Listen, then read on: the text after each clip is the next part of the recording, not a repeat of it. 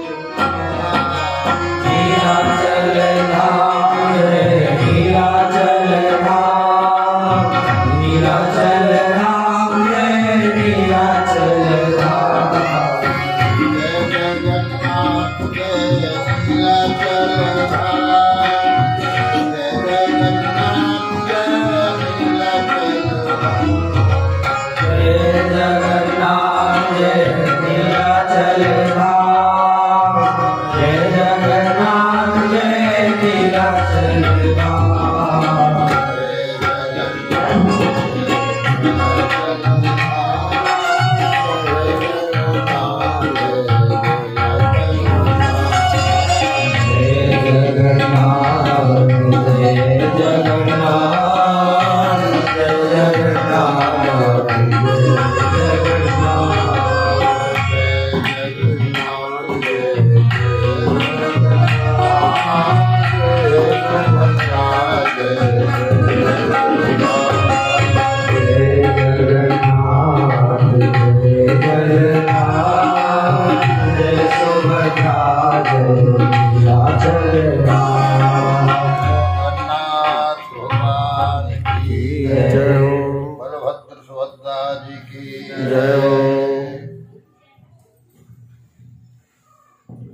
हम सब बड़े भाग्यशाली हैं। एक पवित्र तीर्थ में, भारतवर्ष की पुण्य भूमि में हमारा जन्म हुआ है। भगवान ने बड़ी कृपा करके हमको मनुष्य बनाया है। यह मानव देह बड़ा दुर्लभ है, देवताओं को भी दुर्लभ है। देवताओं को भी अपने कल्याण के लिए इस धरती पर ही मानव देह में आकर के कल्याण का अवसर मिलता है। यह देह दुर्लभ तन पा करके हम सबका परम पुरुषार्थ यही है कि इस शरीर से भगवान को प्राप्त करने की इच्छा करें। यह मनुष्य का शरीर केवल भगवान की प्राप्ति के लिए मिला है। मनुष्य के शरीर का परम पुरुषार्थ यही है। ब्रह्मा जी ने सृष्टि की रचना में तरह तरह के जीवों का निर्माण किया, पर वो संतुष्ट नहीं हुए, दुखी होते रहे।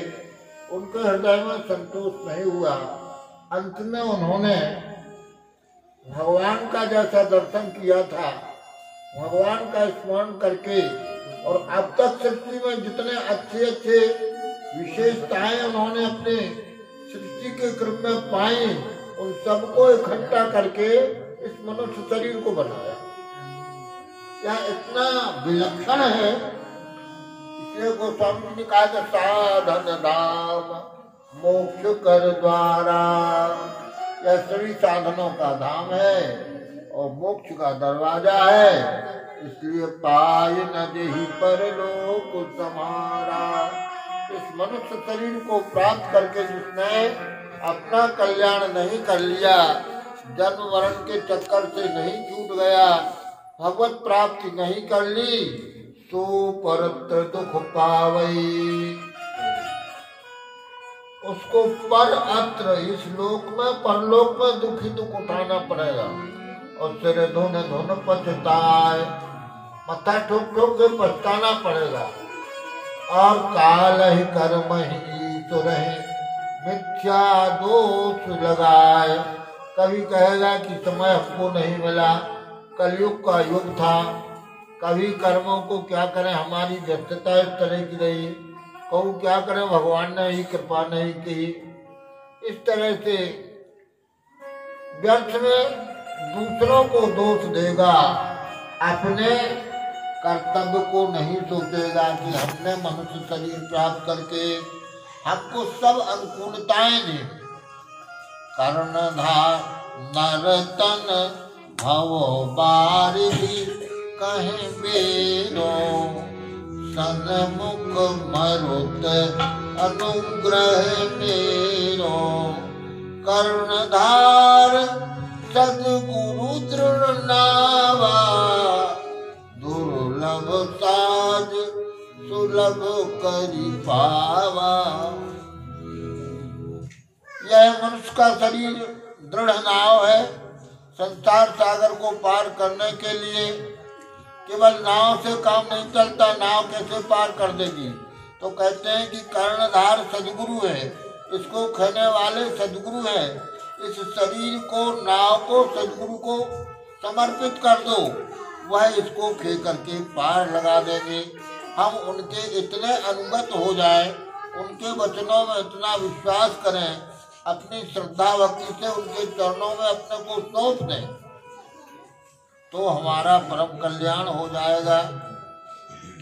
कल्याण का मार्ग सत्संग ही है। बार बार गोस्वामी तुलसीदास जी ने यही बात कही है कि सत्संग के बिना आज तक किसी का कल्याण नहीं हुआ है। आज यह सत्संग का सुअवसर आप लोगों ने श्री जगन्नाथ जी के उत्सव के रूप में, रथ यात्रा के रूप में आयोजित किया है। आप सब धन्यवाद के पात्र हैं, आप सबका उत्साह धन्यवाद देने योग्य है। और आप लोगों के प्रेम के बंधन में यह सब वृंदावन से महापुरुष पधारे हैं, संतजन पधारे हैं, यह बड़ा सौभाग्य का अवसर है। कहने सुनने की बात यही है कि सब में पहले हम भक्तमाल के परिचय को प्राप्त करें, भक्तमाल की महिमा को समझें। भक्तमाल क्या है? जैसे भगवान का अवतार होता है, भगवान के भक्तों का अवतार होता है।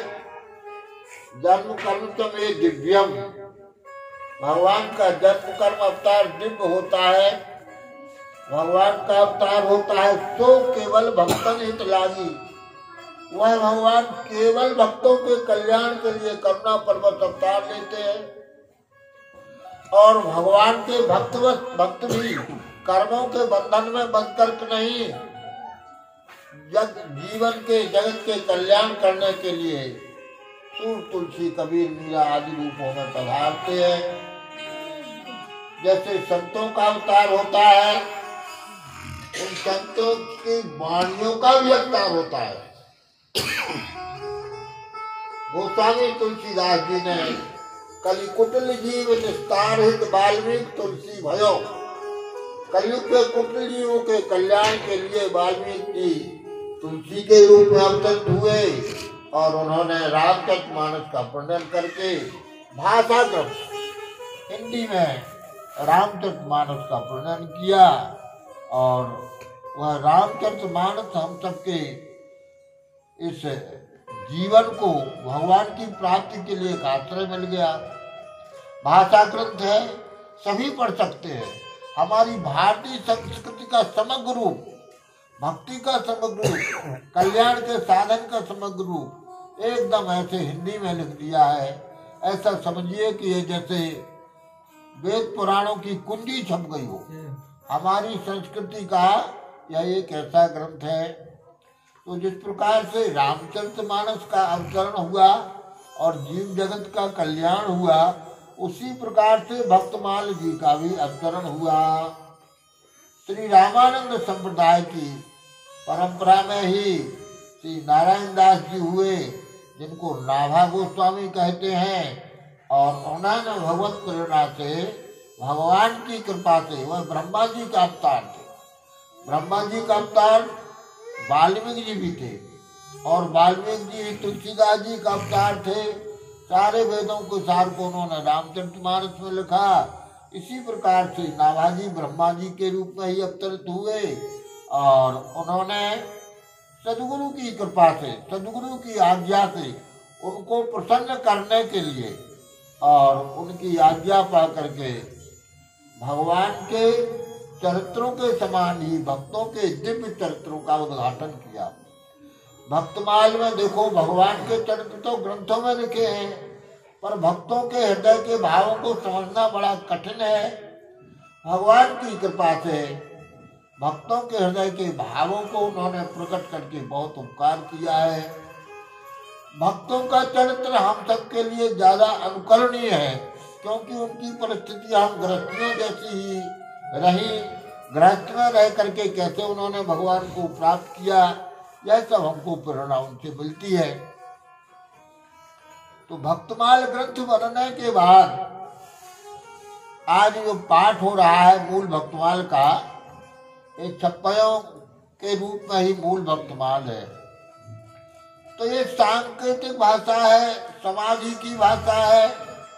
उसमें एक संकेत है, संकेत में बड़ी भारी कथा छिपी हुई है। समाधि की भाषा है, बहुत लोकप्रिय हुई, संतों को बड़ा सुख मिला, पर अनेक कथाओं का विस्तार रहस्य उनके प्रकट नहीं हो रहा था। ऐसा विचार करके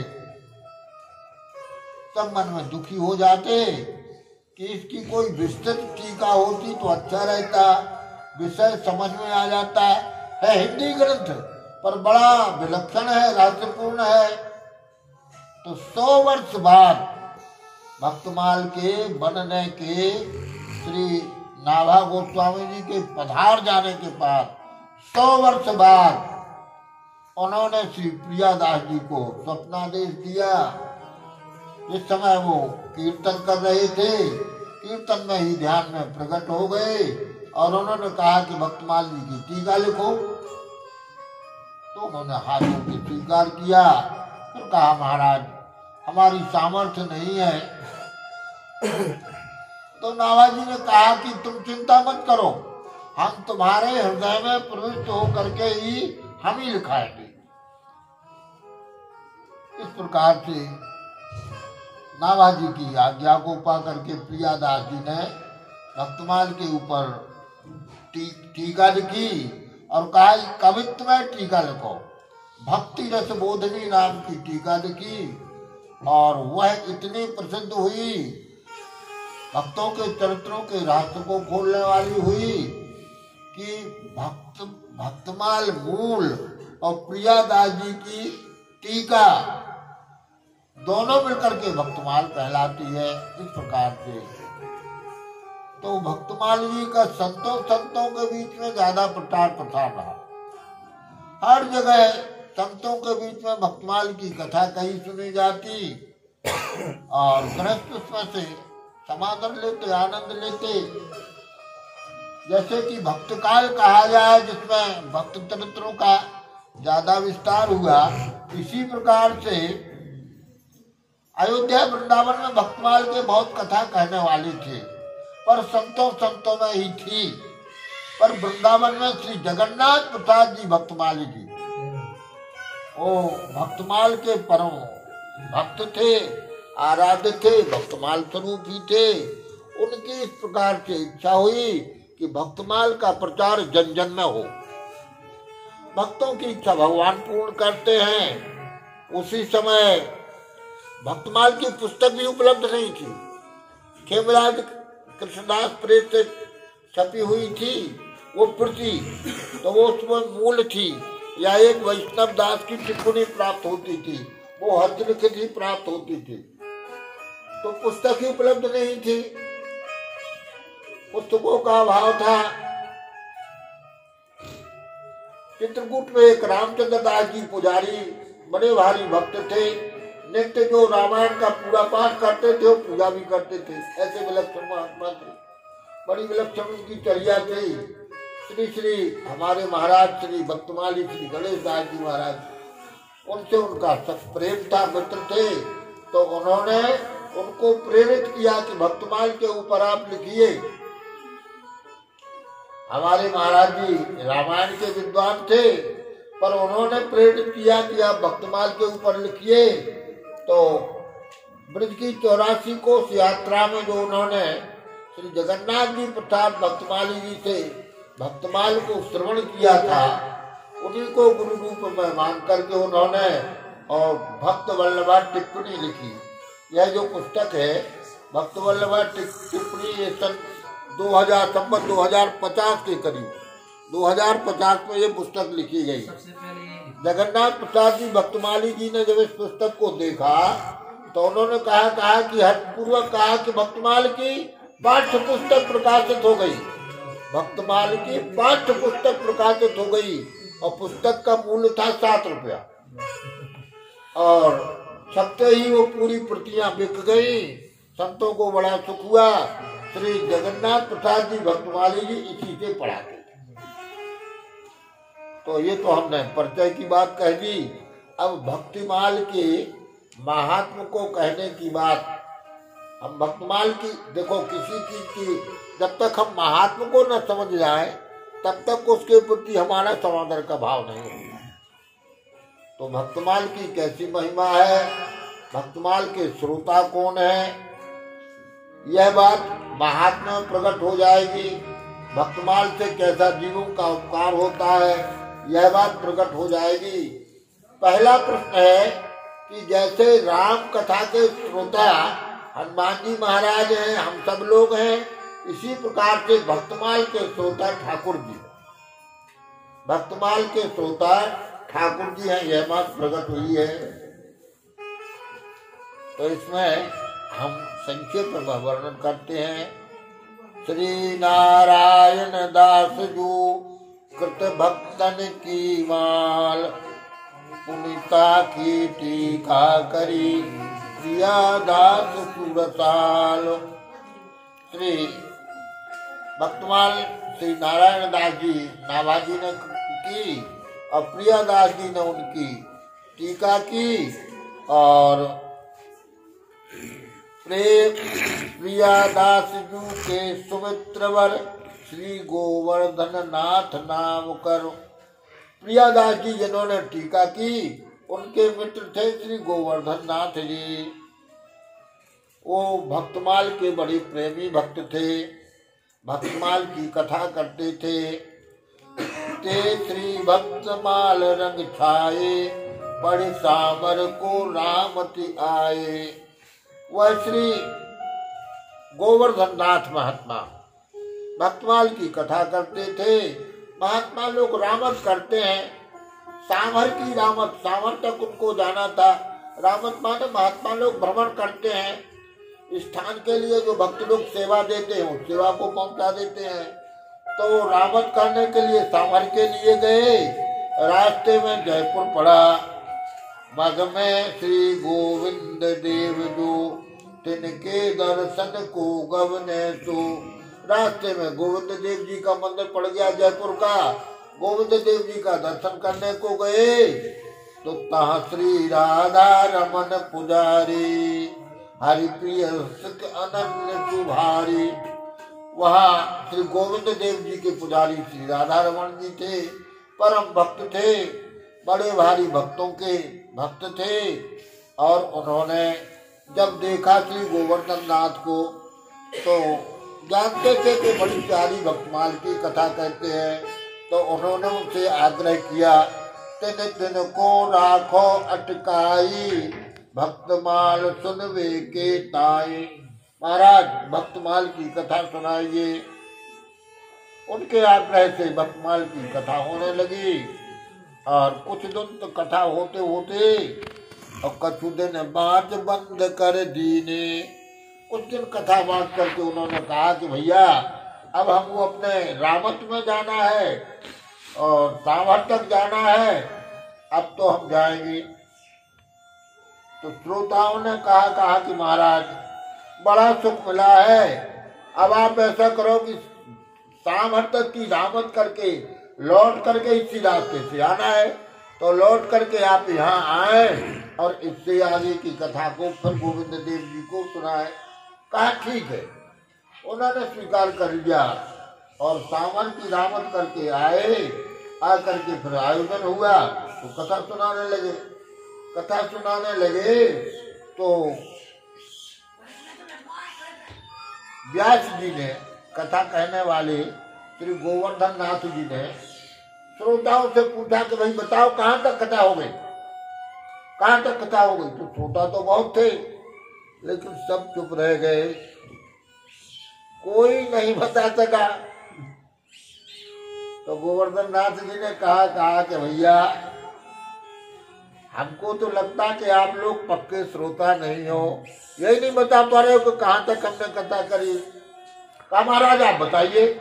तो उन्होंने कहा कि हम तो रोज कथा करते हैं भक्तमाल की, रोज कथा करते रहते हैं, तो हमको कैसे याद रहेगा, हम तो रोज कथा करते हैं। तो यहाँ तक कथा हुई, फिर आगे हमने दूसरी जगह कथा, यहाँ से जाकर फिर आगे हमने कथा कही, फिर आगे कथा कही, तो हम तो रोज कथा करते हैं, हम कैसे बताएं। ये समस्या हो गई, सब चुप रह गए। इसी विचार में चल रहे थे कि पुजारी जी को श्री गोविंद देव जी ठाकुर जी ने कहा पुजारी जी जाकर के बताइए कि रैदास भक्त कथा हो गई है। पुजारी जी की आंखों से आंसू बहने लगे और आकर के कहा कि हमारे ठाकुर जी गोविंद देव जी ने कहा है कि रैदास तक की कथा हो गई है, अब इसके आगे आप कथा सुनाइए। यह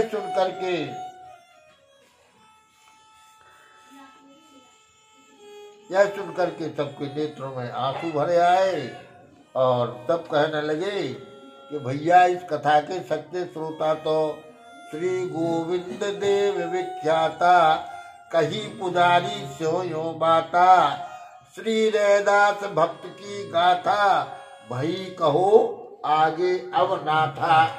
रैदास भक्त तक का चरित्र हो गया है और इससे आगे की कथा कहिए। तो सुन सुपुजारी के दृगन पानी बहो अपार, या के श्रोता आप हैं यह कीनी निर्धार। भक्तमाल के श्रोता ठाकुर जी है, यह बात निर्धार निश्चित हो गई। इसके बाद आगे कथा हुई, बड़ा आनंद हुआ। तो महात्म के प्रथम बात यह कही कि श्री गोविंद देव जी भक्तमाल के सच्चे श्रोता सिद्ध हुए। पुन दूजो इतिहास सुनो अब, प्रियादास टीका कीनी जब। अब दूसरा इतिहास कहते हैं प्रियादास जी ने भक्तमाल की टीका की और 84 कोष ब्रज परिक्रमा के लिए निकले। तो निकलते फिरते होड़ल जा छाए। होड़ल रास्ते में पड़ता है, होड़ल में विश्राम किया। तो होड़ल में वहाँ के पुजारी जी थे लालदास जी। लालदास ता रहे महंता, जन सेवी अनन्य रस बनता। बड़े संतों की सेवा करने वाले थे, बड़े रसिक भक्त थे। और उन्होंने हटकर करके प्रियादास जी से कहा कि प्रियादास जी अब आप भक्तमाल की कथा कहिए। तो उन्होंने कहा हम लोग तो परिक्रमा में हैं। बोले नहीं महाराज जी, परिक्रमा होती रही, कोई ऐसा अनुष्ठान नहीं है कि इतने दिन में हो, और आप तो भक्तमाल की कथा कहिए। तो हट किया। तो भक्तमाल तहा होन सो लागी, सुनन लगे सब लोग सुभागी। भक्तमाल जी की कथा होने लगी और सुनने वाले श्रोता आने लगे। बड़ी भारी भीड़ इकट्ठी हुई। लालदास जी बड़े प्रेमी महात्मा थे लालदास जी अपने ठाकुर जी को ऐसी प्रेम से पूजा करते थे और ऐसी बढ़िया लाड़ दुलार की सेवा पूजा थी कि श्रोताओं में से तरह तरह के श्रोता आते हैं। कुछ श्रोता आते हैं, कुछ श्रोता आते हैं, तरह तरह के आते हैं, कुछ जुगाड़ू भी आते हैं और नहीं तो बढ़िया चप्पल जूता पहनने को भी आते हैं। कथा सुनना तो हो जाएगा, चप्पल जूता भी ले आएंगे। पर ये और बड़े और आगे के थे। इन लोगों का तो विचार था, कुछ ऐसे बदमाश आए, उनको ऐसा लगा कि ये इनके ठाकुर जी सोने के। ठाकुर जी की सुंदर सुबह ऐसी चमक रही थी कि इनको समझ में आया कि सोने के ठाकुर जी हैं। तमाम पात्र चांदी के थे और बड़ा भारी उत्सव था। संतों की जमात थी, किसी से कोई प्रतिबंध बंधन नहीं था, विश्वास था, श्रोता है। तो दिन भर कथा हुई, खूब आनंद हुआ, कीर्तन हुआ, मस्ती में थक थक करके सो गए। और उन चोरों ने रात में ठाकुर जी और ठाकुर जी के पास चांदी, सोना चांदी समझ के सब ले गए, सब ले गए। अब जो ही मंदिर खोला गया, ठाकुर जी नहीं, हाहाकार मच गया। संत बड़े दुखी हो गए। लालदास जी महंत जी बहुत दुखी हो गए।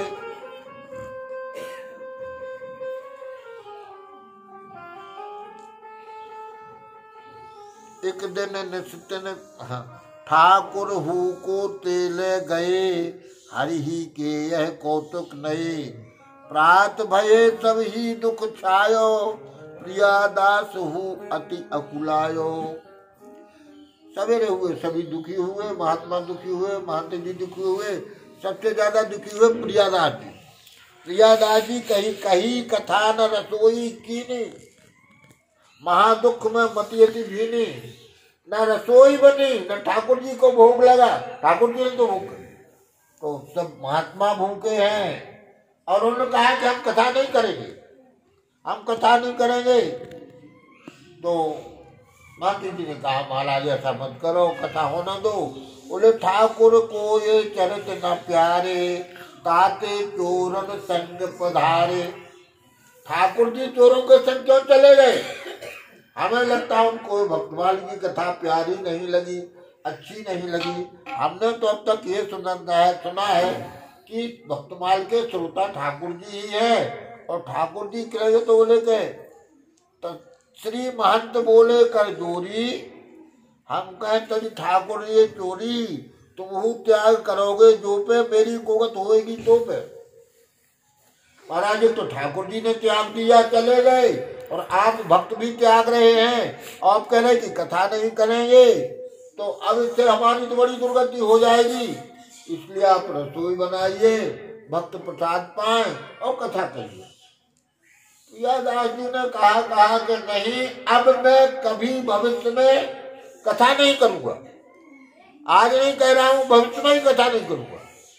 अरे महाराज ऐसा क्यों बोले? नहीं, प्रियादास बोले यो सुनहु, अब मैं कथा न कही हो कब हो। क्यों? बोले श्री नाभायो वचन उतारे, हरि को जन पवित्र चरित्र ये प्यारे। तो झूठी अब भई यहाँ ही, कथा त्याग है हरि गए पराई। ये बात झूठी हो गई। नाभाजी ने कहा है कि भक्तमाल के श्रोता भगवान है और भगवान भाग गए, चले गए। सर्व समर्थ भगवान चले गए तो हम नहीं कथा आज नहीं कही, कभी नहीं कहेंगे। महंत जी दुखी हुए, सब लोग दुखी हो गए, रसोई नहीं बनी, महंत लोग सब दुखी बने रह गए। यहाँ क्या हुआ कि चोर ठाकुर जी लेकर के गए, 4-5 जितने लोग थे, जो ही वह अपने घर पे सोए, थके मांजे के सोए, तो ठाकुर जी स्वप्न में प्रकट हो गए। स्वप्ने चोरन तेता ठाकुर जी यो बेन। ठाकुर जी ने स्वप्न में जाकर के चोरों को आदेश दिया, कहा कि मोहि जहाँ को तहाँ करी आवो, ना तर तुम बहुत दुख पावो। हमको जहाँ का कहाँ तुरंत पहुंचा के आओ, नहीं तो तुम्हारे ऊपर बड़ा संकट है। और कहा कि हमारे ऊपर दोहरा दुख पड़ा है। एक तो तुम हमको कथा नहीं सुनने को मिली, और दूसरे महात्मा लोग भूखे रह गए। तो हमारे प्राण प्यारे महात्मा भूखे रह गए, हमको कथा सुनने को नहीं मिली। तो एक दुख भक्त रहे दुख दमाहे, भक्त माल पुनि सुनी सुनाहे। तो दोहरे दुख पड़े हैं हम पे, चोहरे दुख डालूंगो तुम पे। हम पे दोहरे दुख पड़े हैं तो तुम पे चोहरे दुख डालेंगे, और तुम्हारा कल्याण नहीं है। जितने लोग चोर थे सबको यह स्वप्न दिया तो सब उठे बड़बड़ा के और घबरा गए। ठाकुर जी की आज्ञा सबने एक दूसरे को सुनाई, भैया आप क्या करना चाहिए, भैया क्या करना चाहिए, क्या करना चाहिए। बेचारे भागते भागते गए। गांव में जो सज्जन बड़े बूढ़े थे उनसे कहा कि हम पे ऐसा अपराध हुआ, हमारा साहस नहीं हो रहा है और ठाकुर जी ने ऐसी आज्ञा दी है, तो आप हमारा सहयोग करो, हम ठाकुर जी पहुंचाने चलते हैं, पर आगे आगे आप लोग चलो। ऐसा भय लग रहा था, अपराधियों को भय लगता ही है। तो सज्जन लोग कहा ठीक है। तो उन्होंने बढ़िया, सब लोग मिल गए। तो प्रेमी जहाँ मिल गए तो कहा भैया से मत ले चलो। ठाकुर जी को बढ़िया विमान सजाया, अब विमान सजा करके कहा कीर्तन मंडली बुलाओ, और कीर्तन मंडली को बुलाई और विमान सजाया, और ठाकुर जी को सजा बजा करके, और वो तुरंत ठाकुर जी को लेकर के चले।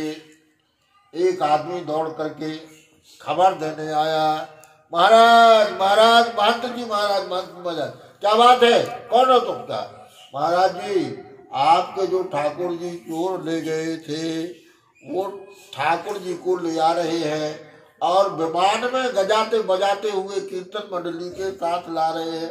ये खबर जो ही सुनी तो आनंद की लहर फैल गई सब में, जैसे साथ में प्राणों का संचार हो गया। चोर तिहारे ठाकुर लावत, और नाचत गावत बजबत आवत, सुन सब साधु निपट हर साने, और करत कीर्तन तन मुख धाय। अब तो भैया कीर्तन करते हुए ठाकुर जी विमान में आ रहे हैं। यहाँ संत तो कीर्तन करना जानते ही हैं, और मृदंग मंजीरा आदि लेकर के, और हरे रामा रामा रामा हरे। उधर से मंडली इधर से मंडली, इतना आनंद आया, इतना, और किसी को, और सुध बुध गई प्रेम में छाए, जाए परस्पर लिप्टत भाई। प्रेमी लोग भर गए आनंद में, भगवान का नाम चिल्लाते, हरि बोल चिल्लाते, ठाकुर को एक दूसरे को भक्त हृदय से लगाते। प्रियादास जी चैतन्य संप्रदाय के थे, तो चैतन्य संप्रदाय में तो कीर्तन बड़ा उछल के होता है। हमने देखा है जब भाव में भर जाते तो आप कल्पना नहीं कर सकते कैसा आमोद छा जाता है। तो चोर कछु कह सके न बतिया, चोरों की हालत ऐसी हो गई, चोर भी भक्त बन गए संतों के समागम से चोर। और दृग भरियावत फाटत छतिया, चोर देश में भर भर के अपना अपराध स्वीकार करते, चरणों में पड़ते, महाराज हमने बड़ा अपराध किया। और उन्होंने आंसू पहुँच करके स्वप्न की सारी बात को सुनाई। सब सुन के आनंद में मग्न हुए। ठाकुर जी को पधार दिया गया। ठाकुर जी का पंचामृत पंचगव्यादि से स्नान हुआ, बड़ा भारी उत्सव हुआ। और उत्सव के बाद में आरती के बाद फिर भक्तमाल की कथा होने लगी, रसोई बनी, ठाकुर संतों का भंडारा हुआ, और यह बात प्रकट हो गई कि ठाकुर जी भक्तमाल के स्रोत हाथ कंक नहीं आलसी, कहा दिखाए माई, हरि श्रोता बिन सवन के यौवन अटकत नाही। भक्तमाल के सच्चे श्रोता श्री ठाकुर जी है, यह बात जो वह पूरी हो गई। अब एक और इतिहास में लिखा है, उसमें लिखा है कि भक्तमाल जी की इतनी महिमा है, भक्तमाल की पुस्तक की इतनी महिमा है कि जिस घर में भक्तमाल रहती है, जिस व्यक्ति को भक्तमाल, देखो भक्तमाल पहनने का ये जो प्रारंभ हुआ, उसकी प्रेरणा इसी से प्राप्त हुई। लिखा है कि प्रियादास जी जब कथा करते तो एक व्यापारी थे, कहीं आया है कि कोई साहू जी थे, कहीं कहते कोई बहुत पैसे वाले थे, संसारी थे, दुकान चलाते थे, अच्छी दुकान चलती थी। और दुकान वाले तो पैसा कमाने को तरह तरह के व्यापार पर पैसा भी देते ब्याज पर, और खूब लुटाई पुटाई भी करते, मिलावट भी करते, दाढ़ी भी मारते, सब करते, संसारी थे। अब कैसे फंस गए उनको अपने एक बार विचार आया, नरकों का वर्णन सुना तो उनको विचार आया कि हम तो जीवन भर पैसा कमाने को पाप ही पाप करते रहे, हमको तो नरक जाना ही पड़ेगा, क्या होगा। बड़ा दिमागदार आदमी था। प्रियादास जी की कथा में उन्होंने भक्तमाल में सुना कि भक्तों की बड़ी भारी महिमा है, भक्तों की कृपा से नरकों से रक्षा हो जाती है। तो भक्तमाल की महिमा उसको समझ में आ गई। वो प्रियादास जी के पास में आया, आके कहने लगा कि महाराज जी, भक्तमाल को देव लिखाई, हमें भक्तमाल की पुस्तक दे दो, हमें भक्तमाल की पुस्तक दे दो। तो प्रियादास पूछी शुक्रासा कहत सुन कछु है अभ्यासा। प्रियादास जी भक्तों को देखो, प्रेमी भक्तों को सब भक्त नजर आते हैं। उन्होंने कहा अच्छी बात, दे देंगे। तो तुम भक्तमाल की कथा करते हो, संतों का आदर करते हो, कथा रामायण मानते हो, कुछ करते हो। अरे महाराज हमको कहाँ टाइम है, हम तो धंधे पानी में लगे रहते हैं, रात दिन व्यापार दुकान आदि में गल्ला खरीदना ये सब करने में लगते रहते हैं। महाराज में जग व्यवहार और ग्रह कार्य में अटको भारी। महाराज हमको तो मरने को फुर्सत नहीं, करने लगते ही अरे भैया हमको तो मरने की फुर्सत नहीं है। हालांकि फुर्सत तो सबको निकल आती मरने की, तो ऐसे संसारी लोग तो महाराज हमको तो मरने की फुर्सत। ये कहने लगा महाराज हमको कहाँ है न कहा कथा सुनने की और न कहने की, न कुछ, हमको तो टाइम ही नहीं है। अच्छा तो क्या करोगे पुस्तक का? बोले महाराज ये पक्का निश्चय है कि हमको नरक जाना पड़ेगा। तो हमने ये विचार किया है कि आपकी ये भक्तमाल हम मरते समय छाती पर रख लेंगे, और इस भक्तमाल में भक्तों का निवास है। जैसे रामचरितमानस में राम जी का घर है, ऐसी भक्तमाल में भक्तों का निवास है, राम जी का भी निवास है, ठाकुर जी भी रहते हैं। तो उनकी कृपा से हम नरक से हमारी रक्षा हो जाएगी। महात्मा लोग बड़े उदार होते हैं। उसकी यह बात सुन करके प्रियादास जी को बहुत अच्छा लगा। देखो इसने एक उपाय सोचा तो है कल्याण का, कहा बहुत अच्छा है। अब उस समय की बात है, हाथ से लिखे जाते, जब छापा खाने तो थे नहीं, ऐसा नहीं कि 50 रुपये निछावर दी पुस्तक मिल जाए। तब तो बहुत में कागज दुर्लभ था, लेखक दुर्लभ थे, बहुत में ग्रंथ लिखे जाते थे। प्रियादास जी ने ग्रंथ लिख करके दे दिया और उसने रख दिया घर आके। लड़कों बच्चों से कह दिया कि देखो यह ग्रंथ जब हम मरने लगे तो हमारी छाती पे रख देना। लड़कों बच्चों को सबसे कह दिया, ठीक है। अब उसकी मृत्यु का समय आया तो मृत्यु पापी तो था ही, और यम के दूत आकर के उसको सताने लगे। जब के दूतन आए दबायो, जब के दूतों ने दबाया और हाय हाय चिल्लाया, वो इतनी पीड़ा दी। तो उसने संकेत करके कहा, लड़कों से इशारा किया। तो लड़कों ने तुरंत उठा करके बेटा पोते ढिंग बिललाता नैन सेन सो कही सुबाता, नेत्रों के इशारे से उसने कह दिया भक्तमाल की पोथी लाई मम छाती ते देव लगाई।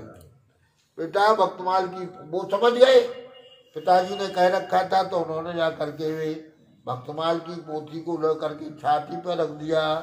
ते उठाए पोथी ले आए, धर छाती पे अचरज आए, धर तही जब के दूत भगियो। जैसे ही पोथी छाती पर रखी वही यमराज के दूत भाग गए। और कंठ खोलो ने नन जल डारो, तो कब से उसका गला रुध गया था, बोल नहीं पा रहा था, तो उसका कंठ खुल गया और नेत्रों से जल बहता हुआ अब अपने पापों का प्रायश्चित सोचने लगा कि भगवान के भक्तों का दर्शन करने से मेरे पाप नष्ट हो गए। भगवान का पवित्र नाम की कृपा से हरे कृष्ण गोविंद उच्चारो और भगवान का कीर्तन करने लग गया और फिर होश में आ गया, ठीक हो गया। लड़कों बच्चों को बताया कि इस प्रकार से यमराज के दूतों ने मोने पीड़ा दी, हमें चिल्ला रहा था जो ही तुमने पुस्तक हमारी छाती पर रखी तो बहु भक्तन के दर्शन पायो, ये माझ आनंद समायो। जो ही भक्तमाल की पुस्तक छाती पर रखी हृदय में आनंद छा गया। सुत हर सित सब पूछत बाता, कहो कहा भयो तो कहिए ताता। लड़कों बच्चों ने पूछा कि क्या हुआ। इस संबंध में हम भी एक बात अपने अनुभव की बता दें। हमारी बहन भी आई है खनिया धाना, ये शिवपुरी जिले में है, पिछोर के पास खनिया धाना। तो हम अपनी बहन के यहाँ गए थे और उनकी ननद भी आई थी एक चौबे जी के यहाँ। उनका चौबे जी का नाम हमको याद नहीं आ रहा है। वो हेडमास्टर थे, पढ़े लिखे थे, हेडमास्टर थे। अचानक एक आदमी आया, मन के घर का आया और हमारे बहनोई साहब से कहने लगा कि गाड़ी दे दो। भाई उनके भी रिश्तेदार थे, तो कहा कि गाड़ी दे दो और चौबे जी की तबीयत बहुत गंभीर है और उनको शिवपुरी ले जाना है या ग्वालियर ले जाना है। इनके पास गाड़ी थी तो उन्होंने गाड़ी दे दो। अब पता नहीं इन्होंने गाड़ी देना थी कि नहीं थी, कुछ भी। फिर उन्होंने कहा कि उसका पटा टूटा है। अब क्या कहूँ, पटा, गाड़ी का कोई पटा टूट जाता है, पटा टूटा है उसका, ऐसा उन्होंने कह दिया या सत्य झूठ जैसा कुछ। पटा का टूटा तो बेचारे चले गए, दूसरी जगह गाड़ी खोजने चले गए। हमने सोचा कि चलो रिश्तेदार हैं, हम जाके खबर ले आए, देखे आए क्या हो गया। इतने में खबर मिली कि वो तो मर गए, वो मर गए। तो हमने सोचा कि रिश्तेदार हैं और रिश्ते में आते हैं, पर मरने में जाना एक कर्तव्य होता है। तो हम कहा कि हम भी चले जाए। तो हम जाने को तैयार हुए, जाए कहे थे, वो तो जी गए, मर गए थे। फिर हाँ बोले कि मरने के बाद वो थोड़ी देर बाद में अब बोले उन्हें ठटरी पर उस पर रख दिया गया था, सब हो गया। फिर भी कुलबुला उठे, जी उठे, छोड़कर जिए। तो हमने सोचे कि अब जरूर जाए चाहिए, देख तो वहां कैसे मरे कैसे जिए। तो देखने को गए तो वो सच में, और उन्होंने हमसे जो कहा, हमें लगता कि तुरंत की बात 1% भी झूठ नहीं होगी। उन्होंने कहा कि हमको इतना ध्यान है कि हमारे शरीर में से हम खुद देख रहे हैं हमको। उन्होंने कहा हमको लेकर के इतनी तेजी से कुछ लोग ले गए कि जैसे पानी भरा हो समुद्र, ऐसे हमको ऐसा लगता था।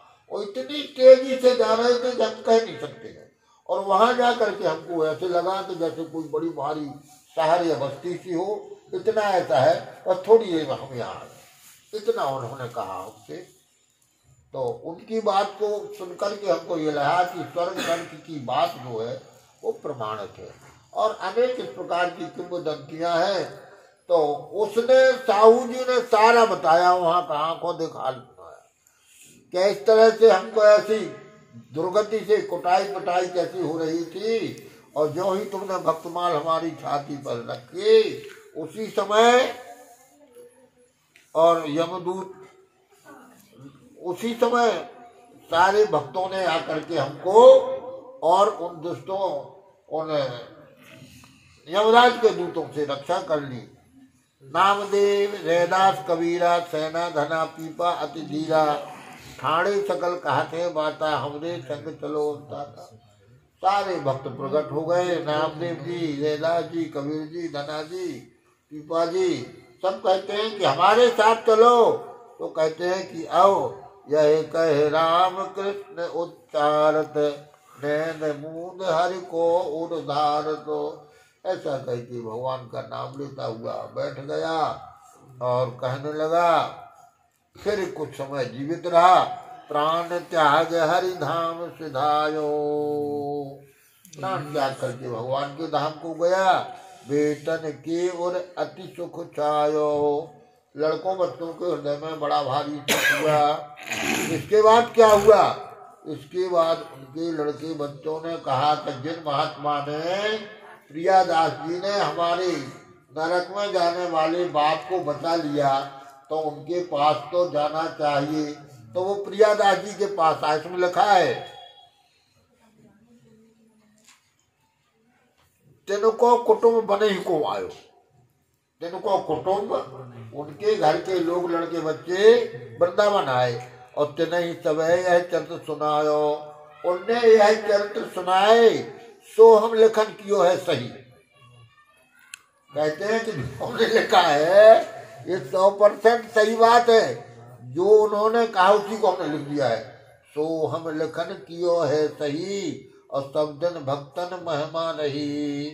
ऐसे आपने अधिक दास को गावे, जन की महिमा कहीं नहीं आवे। भगवान के भक्तमाल के ऐसी महिमा है। प्रियादास अति ही सुखकारी, भक्तमाल टीका विस्तारी। प्रियादास जी ने भक्तमाल की टीका की है और उनको नाती केला दिखाएंगे। किसने लिखा है? तिनको पौत्र परम रंग भीनो, वैष्णव दास महात्म कीनो। वैष्णव दास जी ने टीका की है। और अब इसमें एक विशेष बात लिखी है, सुन लीजिए। भक्तमाल की गंध को लेत भक्ति अली आए, जैसे भोरा। ऐसा प्रसिद्ध है कि 1-2 कोस से भोरे को खिले हुए कमल की सुगंध आ जाती है। मन मन मन मन मन मन मन करता हुआ वो कमल की पराग लेने को दौड़ता है। इसी प्रकार से भक्तमाल की गंध को लेने के लिए भक्त लोग दौड़ करके भोरे की तरह आते हैं। और भेक विमुख डिग ही बसे, रहे कीच लपटाए।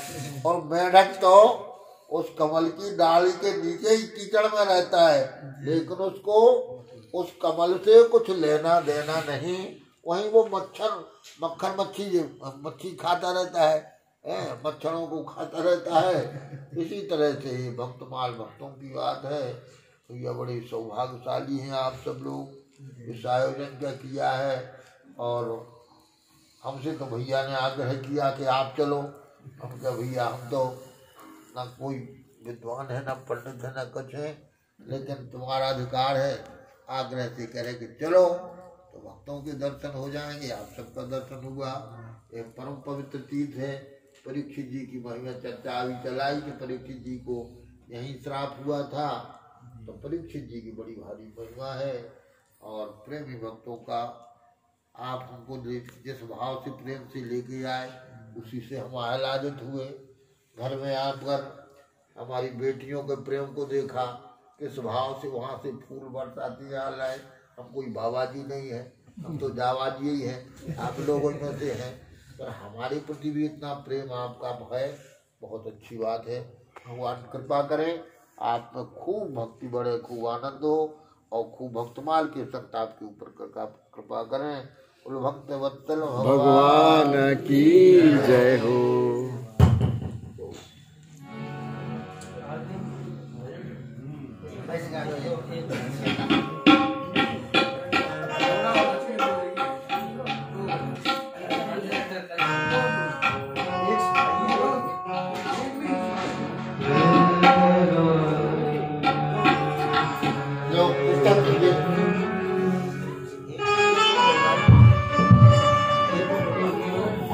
एक भजन के लिए बोल रहे हैं तो एक भजन सुना दें। ये लोग भजन के लिए बोल रहे हैं तो एक भजन सुना के फिर आरती करना है। जरूर सुनाइए। श्री राधा राधा रटत भी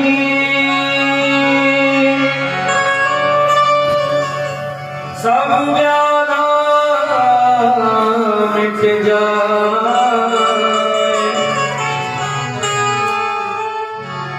कोटि जन्म की आपदा राधा नाम सुन जाए।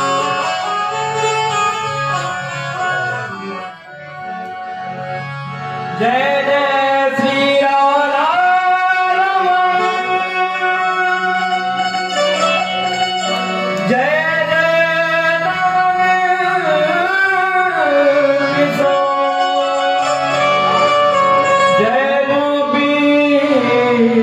चोर प्रभु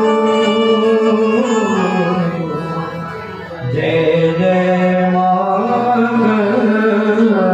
चोर।